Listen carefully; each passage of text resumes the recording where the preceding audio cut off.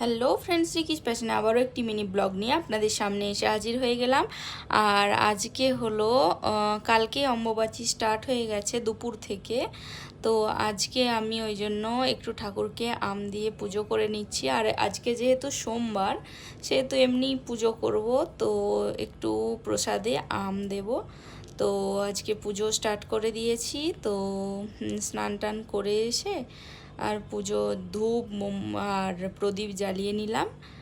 আর দেখায় আপনাদের ঠাকুরের গাটা আমি কাল থেকে মুছিয়েই রেখেছিলাম। আর আমি রোজই ঠাকুরের গাম ভালো করে মুছিয়ে নিই।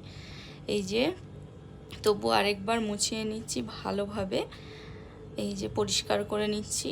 আর এখানে আম কেটে দিয়েছি, তার সাথে একটু নকুলদানা দিয়েছি। আজকে যেদিন যেমন থাকে সেদিন তেমন দিই, যেদিন খেতে ইচ্ছে করে সেদিন ঠাকুরই নিজের খাবার নিজে জোগাড় করে নেয়।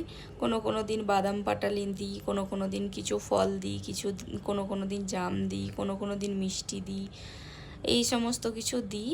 তো এই যে সমস্ত ঠাকুরের গা এখন পরিষ্কার করে নিচ্ছি। পরিষ্কার করে নিয়ে আর কালকে একটু হাঁটতে গিয়েছিলাম, ওখানে কিছু ফুলও পেয়ে গেছি।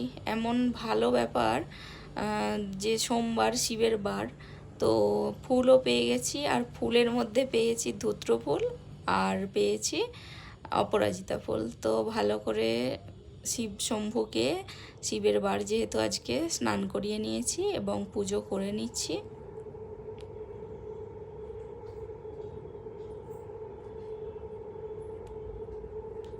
আর এই যে আমার ঠাকুরগুলো আপনাদের আরেকবার দেখিয়ে দিলাম।